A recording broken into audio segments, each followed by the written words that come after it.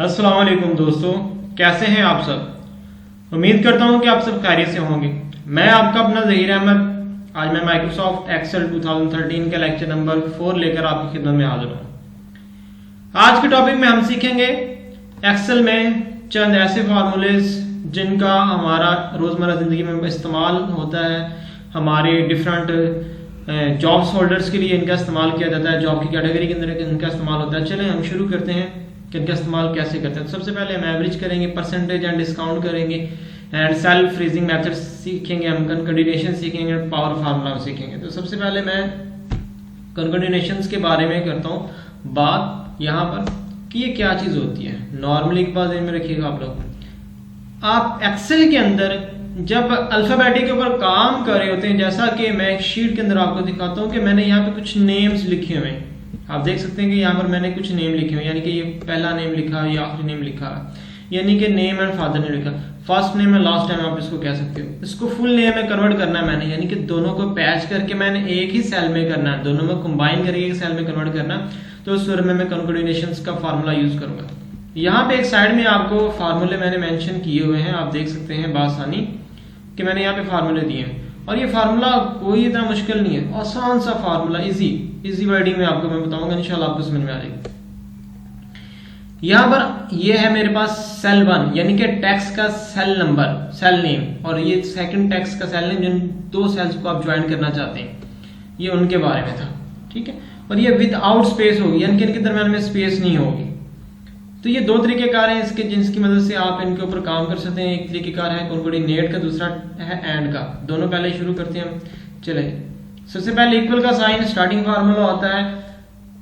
कंकर्डिनेट आप formula use करेंगे, मैंने लिखा कंकर्डिनेट मुकम्मल एक टेक्स्ट लिखा मैंने, और यहाँ पर नीचे क्या कह रहा है, टैक्स 1, यानी कि वो टैक्स जिसके ऊपर आप काम करना चाहते हो वो टैक्स 1, तो वो रहा ये टैक्स, इसका रेफरेंस दे दिया आपने, कोमा लगाना है आपने। फिर सेकंड टैक्स, आप सेकंड टैक्स के ऊपर भी जा सकते हो, सेकंड टैक्स आप ऐसे थर्ड फोर्थ जितने भी टैक्सेस को आप कंबाइन करना चाहते हो। फिर वक्त मैंने दोनों को कंबाइन करना चाहता हूं, तो उस में मैं 2 का जिक्र करके ब्रैकेट को कर दूंगा बंद, और मैंने एंटर किया। जैसे एंटर किया पूरा नाम मेरे सामने लिखा हुआ आ गया, मोहम्मद रियान ज़हीर अहमद। ठीक है, अब ये था पहला मेथड। अब दूसरा मेथड में हम करते हैं इक्वल। आपने पहले टैक्स का आपने रेफरेंस देना है, एंड का साइन देना है, एंड टैक्स 2 सेकंड टैक्स, और एंटर कर दिया आपने। आप देखेंगे आप एंड से भी यूज कर सकते हैं, हुज़ैफा मुगल, मुबारक अली, ठीक है, आप यूज कर सकते हैं। लेकिन अगर आप चाहते हैं कि इसके दरम्यान में स्पेस, क्योंकि हमेशा स्पेस होती है, यहाँ पे स्पेस आनी चाहिए, तो फिर क्या करेंगे हम, फिर मैं विद स्पेस वाला फार्मूला यूज करूंगा, जो कि ये मेरे पास। अब करना इसमें क्या है, जो कि रेड कलर में आपको कुछ ऑप्शन नजर आ रही है इसके अंदर, इन्वर्टेड कॉमा एंड कोमा। और आपको पता होना चाहिए कि जब आप वैल्यू को कन्वर्ट करते हो तो कोमा यूज होता ही होता है। ठीक है, अब यहाँ पे आ जाते हैं, तो यहाँ पर 2 इन्वर्टेड कोमे देने हैं, 2 इन्वर्टेड कोमे मैंने दिए, और सेकंड वैल्यू के लिए कोमा लगेगा हमारे पास। और अब इन्वर्टेड कोमे के अंदर आप जो भी टैक्स लिखेंगे, कुछ भी लिखेंगे आप, चाहे स्पेस भी, आपने फासला देना तो स्पेस देंगे आप, अगर आप कोई और काम करें, आपको वो आंसर चाहिए तो आप वो इन्वर्टेड कोमा के अंदर देंगे। मैंने कहा जी मुझे स्पेस चाहिए, मैंने स्पेस दे दी, जितनी भी चाहता हूँ, 1 2 3 जितनी भी चाहता हूँ, और एंटर कर दिया मैंने। तो आप देखेंगे उतनी ही स्पेस आपके टैक्स के अंदर आ जाएगी। और अगर आप चाहते हैं इसके अंदर कुछ ऐड करना, मैंने कहा जिसके अंदर मैं ऐड का साइन ऐड करना चाहता हूँ, मैंने ऐड का साइन दे दिया इन दोनों के दरमियान में, और एंटर किया, आपके सामने यहाँ पे ऐड का साइन आ जाएगा। ठीक है, ऐसे ही आप नीचे आ जाएंगे। यहाँ पर आप क्या करेंगे, 2 इन्वर्टेड कोमे देंगे और फिर एंड का साइन लगाएंगे, और इन्वर्टेड कोमे के अंदर आप देंगे स्पेस जितनी भी आप चाहते हैं, और एंटर कर दिया आपने। तो आप देखेंगे इनके दरम्यान में स्पेस आ चुकी है, जितनी भी आप चाहते हैं स्पेस आ जाएगी। तो ये था हमारे पास without spacing and with spacing words को कंबाइन करने का तरीकेकार। 2 वर्ड्स को कंबाइन करने का, या 2 से ज्यादा वर्ड्स को आप कंबाइन कर सकते हैं इसी मेथड से। उम्मीद करता हूँ इसकी आपको समझ आ गई। सेकंड चलते हैं हम एवरेज की। एवरेज होती है औसत, और औसत के 2 तरीकेकार हैं। ठीक है, अब औसत के 2 तरीकेकार कौन कौन से हैं, दोनों हम डिस्कस कर लेते हैं। पहले मैं जो है वैल्यू वाला मेथड यूज करूंगा। मैं चलता हूं यहां पर, मैं यहां पर आ चुका हूं, इसको मैं बाद में हल करता हूं। पहले मैं यहां पे लिखता हूं, मैंने कहा जी एक बंदे की सैलरी, फॉर एग्जांपल सैलरी लगा लेता हूं मैं, सैलरी, उसकी सैलरी है, आप समझते हैं कि मैंने कहा जी उसकी सैलरी है 1 मंथ की 35,000 रुपया, और मैंने पता करना पर डे की सैलरी कितनी होगी, ये एवरेज थी, पर डे की एवरेज थी हमारे पास, ठीक है, पर डे सैलरी।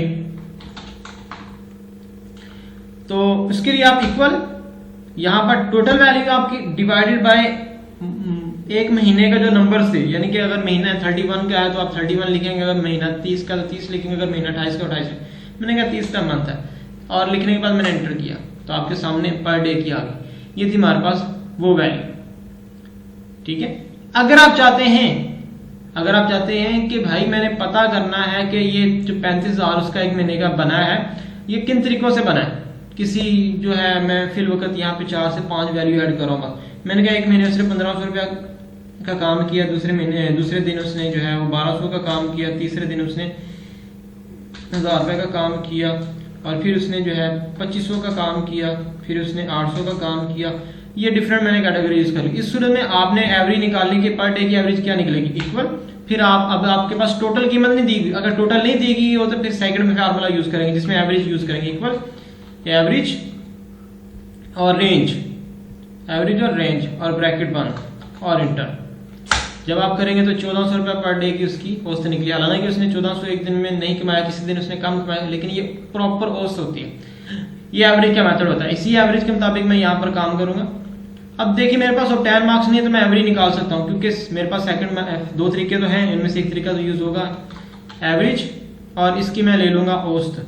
पर बुक की मैं एवरेज निकालने लगा और इंटर, ब्रैकेट बंद कर दिया और इंटर। आप देखेंगे मेरे पास ये एवरेज निकला है पर बुक की, ठीक है। मैं इसको ड्रैग कर सकता हूँ और ड्रैग करने से भी आपको पता है कि आंसर ठीक आता है। हालांकि मैंने यहाँ पे रेफरेंस लिया था इन सेल्स का, लेकिन जब मैं नीचे आ जाऊंगा लास्ट में चला जाऊँ तो उसके आमने सामने ड्रैग करने से सेल मूव होते हैं, ये दिन में रखिएगा। और इसको हम कैसे जहाँ पे फिक्स कर सकते हैं ये भी हम सीखेंगे आगे चल के इसी लेक्चर के अंदर।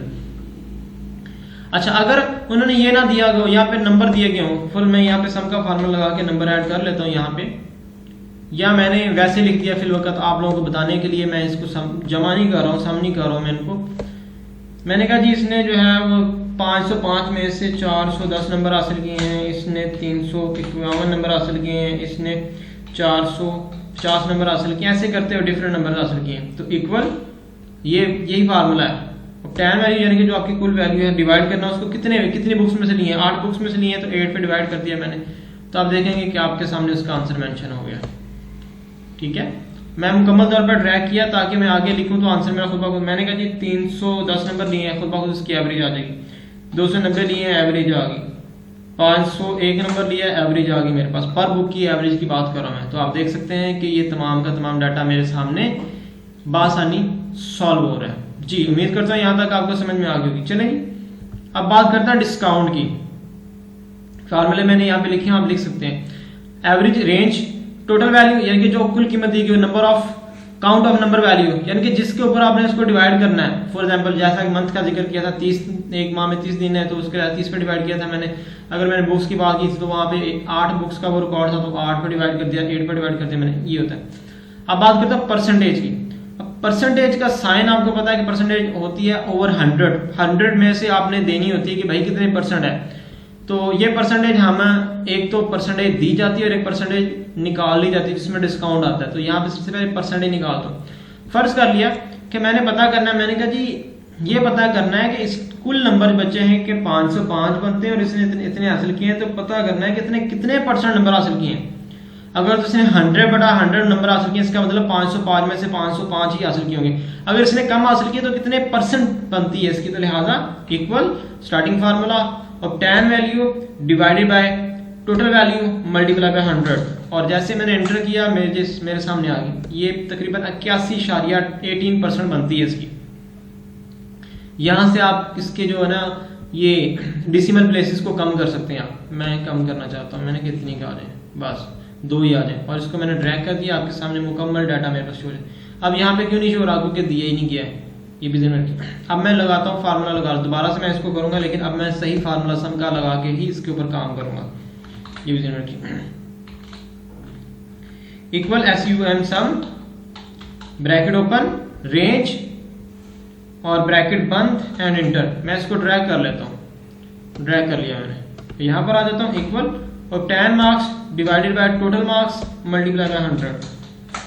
जी, ये मेरे पास एग्जैक्ट आंसर निकल आया है।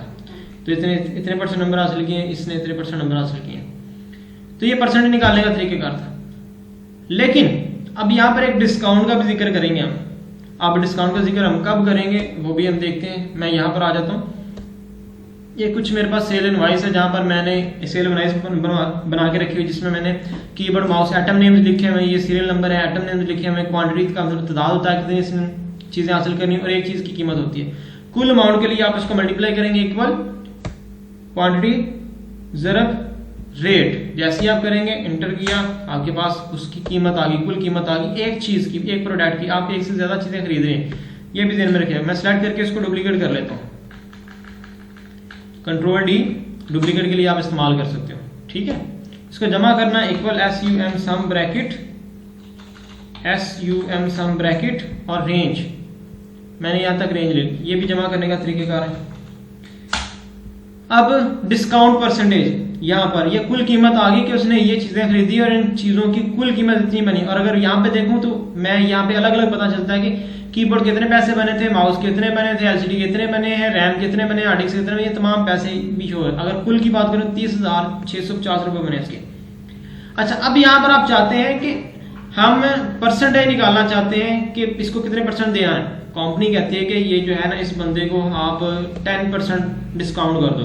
तो यहाँ पे आप 10% लिखेंगे और अब फार्मूला लगाएंगे इक्वल आपके पास टोटल अमाउंट ज़रब परसेंट, जितने परसेंट डिस्काउंट कर रहे हो आप। अच्छा, यहाँ पर हो सकता है कि अगर किसी सेल के अंदर लिखा हो तो आप उसका रेफरेंस देंगे, अगर नहीं लिखा हो सिर्फ बताया गया हो तो फिर आप खुद से लिखेंगे, जैसा कि यहाँ पे मैं खुद से लिख के उतारा।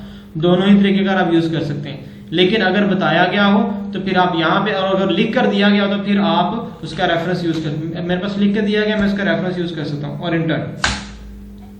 और अब आपने कितने पैसे अदा करने हैं इक्वल कुल अमाउंट माइनस डिस्काउंट अमाउंट, यानी कि जितने पैसे उसने लेस कर दिए, यानी कि 30,650 बने थे, डिस्काउंट करने के बाद 27,585 रुपए बाकी बच चुके। एक तो यह तरीकेकार था जो कि फिक्स था कि भाई इस चीज के ऊपर मुकम्मल कीमतों के ऊपर उसको इतना डिस्काउंट। लेकिन एक मैंने अलग से पहले से बना के रखा, मैं इसको मूव कर देता हूँ साइड पे, ये देख सकते हैं। अब ये सिंगल बाय सिंगल है, 1 बाय 1 के ऊपर है, ये डिस्काउंट पर अमाउंट है, यानी कि एक एक चीज का डिस्काउंट। उसने कहा जी कीबोर्ड के ऊपर इसको 15% डिस्काउंट देंगे हम, कीबोर्ड के ऊपर 50%, माउस के ऊपर 10% डिस्काउंट है, LCD के ऊपर 5% डिस्काउंट है, और रैम के ऊपर जो है वो 12% डिस्काउंट है मेरे पास। और उसके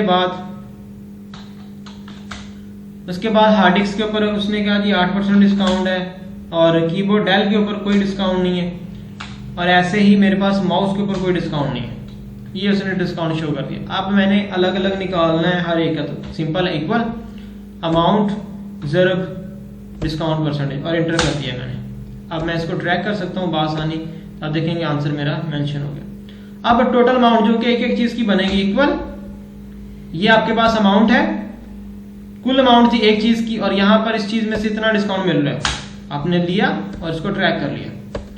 ये आपका पर वैल्यू के लिहाज से निकला कि एक चीज के इतने पैसे बनते तो इसमें से इतना डिस्काउंट हुआ और इतने बाकी बचे। अब आपने कुल पैसे जो अदा करने को जमा कर लेंगे इक्वल SUM सम ब्रैकेट, और इसकी ले ली मैंने रेंज और ब्रैकेट कर दिया मैंने बंद और इंटर।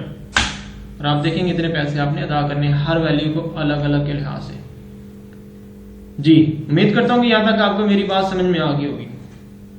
और अगर किसी चीज की एक ही कीमत दी गई हो तो आप वो भी एक ही परसेंटेज दी गई तो वो भी आप यूज कर सकते हैं, कोई इतना इशू नहीं होता, ठीक है।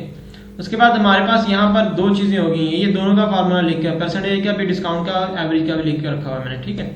अब बात करता हूँ फ्रीज का। आपने सेल्स को फ्रीज कैसे करना होता है, जो कि बहुत इंपॉर्टेंट होता है। फ्रीज का मतलब था, यहाँ पे आप देख सकते हैं कि मैंने ड्रैग किया तो मेरा एक ही फार्मूला लगाया, ड्रैग किया, आंसर आ गया, एक ही फार्मूला लगाया, ड्रैग किया तो आंसर आ गया। लेकिन बाद का तो आपके पास यहाँ पर ये भी अमल होगा। देखिए मेरे सामने यहाँ पे मैंने टोटल अमाउंट यहाँ पे दी हुई थी और मुझे परसेंटेज निकालने में कोई टेंशन नहीं हुई, लेकिन यहाँ पे अमाउंट मैंने टोटल एक ही जगह पे दे दी। आपने एक सेल भी बचा लिया, एक कॉलम भी बचा लिया मैंने, और एक ही जगह पर मैंने अमाउंट दे दी। अब 10 मार्क्स तो मुझे पता है निकाल सकता हूँ, इक्वल SUM सम ब्रैकेट और रेंज, और ब्रैकेट कर दिया मैंने बंद और इंटर। और ऐसे करने से मैं ड्रैग करके आंसर ले सकता हूँ। आप देख सकते हैं ड्रैग करने से आंसर लेने का मकसद ये था कि हर यहाँ पर हर सेल का रेफरेंस ऑटोमेटिकली चेंज हो जाएगा। एवरेज आपको निकालनी आती है इक्वल, मैं एवरेज का फार्मूला यूज कर लेता हूँ यहाँ पे एवरेज, और यहाँ पर मैंने इसको किया सिलेक्ट, और ब्रैकेट कर दिया बंद। और आप देख सकते हैं कि मेरे पास एवरेज आ गई, मैं इसको ड्रैग कर लेता हूँ। ठीक है, अब निकालिए परसेंटेज, जो कि अब आप फ्रीजिंग मेथड के बारे में इसको जानेंगे। जैसे मैंने सेलेक्ट किया इक्वल का बटन दबाया मैंने कहा जो 10 मार्क्स फार्मूला ध्यान में रखिएगा, 10 marks divided by total marks multiply by 100। जी आपने सही समझा कि ये परसेंटेज का फार्मूला है और मैंने एंटर कर दिया। पहला आंसर मेरा दुरुस्त आया। अब मैंने इसको ड्रैग किया, क्योंकि ड्रैग करने से मैं आंसर ले रहा हूं तब से, तो ड्रैग किया। जैसे मैंने ड्रैग किया तो मेरा आंसर हो चुका है गलत। बाकी इसका आप देख सकते हैं कि इसकी वैल्यू ही नहीं आ रही है, ये 141 है। जैसा कि मैंने बताया था कि हाँ परसेंटेज तो सिर्फ 100 भी होती है, तो ये 141 कैसे आ गया 138, ये रॉन्ग था। अब रॉन्ग कैसे था, आपने कहा कि मुझे हर एक के साथ टोटल मार्क्स 505 चाहिए, यानी कि 505 चाहिए, नीचे आ जाओ इसमें। लेकिन जैसे मैं यहाँ पर आया, आपने देखा 505 में जाके अब 10 मार्क्स सिलेक्ट हुआ पड़ा है, लेकिन मुझे तो 505 चाहिए। फिर नीचे आते हैं, क्लिक किया मैंने, अब यहाँ पर 241 नहीं, मुझे 505 चाहिए। तो इसलिए आप चाहते हैं कि हर एक के साथ ये 505 वाला यही वैल्यू यूज हो, तो उसमें में आप क्या करेंगे, इसको फ्रीज करेंगे। अब फ्रीज करने के जो सबसे आसान तरीकेकार है वो ध्यान में रखिएगा, बताता चलूं। यूज $साइन टू फ्रीज, सेल फ्रीज करने के लिए आप $साइन का इस्तेमाल करते हैं। $साइन आपको पता है कि सेल का नेम कैसे बनता है, कॉलम ज़रब रो, इन कॉलम रो से। तो कॉलम से पहले भी आपने $का साइन लगाना है, रो से पहले भी $का साइन लगाना है, तो वो $साइन फ्रीज हो जाता है। जैसा कि यहाँ पे मैंने A1 सेल एक लिया था और उसको मैंने $का साइन यूज किया, फ्रीज हो गया। या तो ये तरीके का यूज कर सकते हैं, या डायरेक्ट उसको शॉर्ट किया है, मेरे पास है फ्रीज करने की F4, आप F4 दबा सकते हैं। चलते हैं यहाँ पे, मैं यहाँ पर आया। अब मैंने कौन सा I5 को फ्रीज करना है या I3 को, आप देख सकते हैं I3 को फ्रीज करना है मैंने, और इससे पहले भी $का साइन यूज करूंगा। $का साइन मैंने कीबोर्ड से लगाया, Shift 4 का बटन दबाया, और ऐसे ही मैं यहाँ पर, और रो से पहले भी Shift 4 दबाकर मैं $का साइन यूज करूंगा और एंटर किया मैंने, और अब इसको करता हूँ फ्रीज। आप देख सकते हैं कि दुरुस्त होगा। मैं एंड तक भी जाऊंगा तो इसी का रेफरेंस यूज होगा, यहाँ तक भी आप देख सकते हैं इसी का रेफरेंस यूज। एक तो ये तरीकेकार था। दूसरा तरीकेकार था कि आपने कहा कि सर शॉर्ट की बताओ। मैं यहाँ पर आया, मैंने इसकी शॉर्ट की यूज की। अब शॉर्ट की कौन सी है, F4 थी, ऐसी था। चले यहाँ पर आकर मैंने यूज की F4, कौन सी यूज की, F4। यहाँ पर आया, मैंने किसको फ्रीज करना है, I3 को। यहाँ पर कर्सर रख के F4 का बटन दबाया तो ऑटोमेटिकली फ्रीज हो चुकी है, और मैंने एंटर किया तो आप देख सकते हैं कि ये मेरा सेल फ्रीज हो चुका है। अब मैं ड्रैग करूंगा तो बहुत आसानी है। और फ्रीजिंग मेथड भी बहुत ज्यादा इस्तेमाल होता है, सेल्स को फ्रीज करने का अमल बहुत ज्यादा इस्तेमाल होता है, जहां पर आप एक ही वैल्यू से भी अटैच करना चाहते हैं। अब बात करते हैं पावर। नॉर्मली पावर का इस्तेमाल तो आप लोगों को पता होगा, ठीक है। अब यहाँ पे मैं शो करता हूँ इक्वल पावर। अब पावर के लिए मैं फार्मूला यहाँ पे लिख देता हूँ, पावर सेल वैल्यू और उसके बाद कोमा और नंबर, ठीक है, पावर नंबर जो होती है, और ब्रैकेट बंद कर दिया। ये आप फार्मूला यूज कर सकते हैं यहाँ पर, ध्यान में रखिएगा बात। एक और तरीकेकार है इक्वल, ठीक है, cell value equal cell value और पावर का साइन देना है, और फिर नंबर जिसकी आप पावर बनाना चाहिए। दो फार्मूले आप यूज कर सकते हैं यहाँ पे। अब ये पावर क्यों यूज, ये मैथमेटिक्स का रूल है, ज्यादातर मैथमेटिक्स के अंदर आप इसका इस्तेमाल करते हैं। जैसा कि 5 की पावर 2 है, इक्वल मैंने पावर लिखा, पावर का साइन दिया मैंने सेल 1, यानी कि ये वैल्यू है आपकी। आप 5 की पावर 2 चाहते हो तो इसका मतलब है कोमा पावर 2 चाहते हो, क्लिक किया मैंने और ब्रैकेट बंद और एंटर कर दिया। अब देख सकते हैं 25। लेकिन अगर ऐसा भी हो सकता, मुमकिन भी हो सकता है, पावर आप खुद से भी लिख सकते हैं। मुझे 10 की पावर 2 चाहिए, मैं खुद से भी लिख सकता हूँ, ठीक है। हाँ, लेकिन इसमें चेंजिंग नहीं हो सकती, इसमें हो सकती, जैसे कि 10 की पावर 2 में करना चाहता हूँ, फॉरन मेरा आंसर चेंज हो गया। अब उसमें जाकर चेंज करूंगा तो मुझे इसके इनसाइड में जाकर वैल्यू को चेंज करना पड़ेगा, तो ये जरा इसका थोड़ा सा नुकसान होता है, इसलिए सही फार्मूला यूज करते हैं।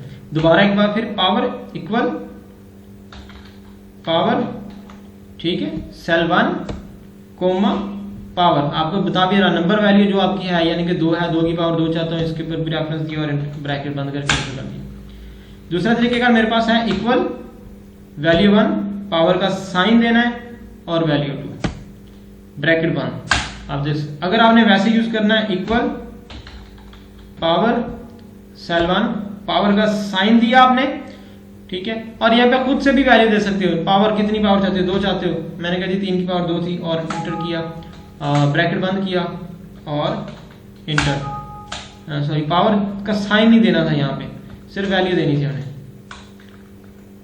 और इंटर कर दिया मैंने। आप देखेंगे आंसर आ गया 9। और अगर आपने 3 की पावर 4 चाहते हो तो यहाँ पे 4 लिख दो और इंटर कर दो। ये था हमारा आज का टॉपिक, जो कि उम्मीद करता हूँ कि आपको समझ में आ चुका होगा। अगर आपको इसके बारे में कुछ भी मजीद पूछना है तो आप कमेंट्स बॉक्स में लिख सकते हैं, कुछ भी जानने के लिए। अगर कुछ चीज़ समझ में नहीं आ रही तो आप मजीद समझ सकते हैं। और अगर आप मेरे चैनल पर नए हैं और फिर आप इस चैनल को सब्सक्राइब कर लीजिएगा, मेरी वीडियो को लाइक कीजिएगा, शेयर कीजिएगा। और अगर आपको एक्सेल के मतलब मजीद कोई वीडियोस चाहिए या आप किसी जगह पर काम करें किसी कंपनी के अंदर और आपको कुछ मसला पेश आ रहा है तो आप अपने मुताबिक अपने मुतालिक मुझसे डिस्कस कर सकते हो। मैं आपकी वो प्रॉब्लम भी एक्सेल के ऊपर क्लियर कर दूंगा। ठीक है जी, इंशाल्लाह नेक्स्ट टाइम तक के लिए मुझे इजाज़त दीजिएगा। अल्लाह।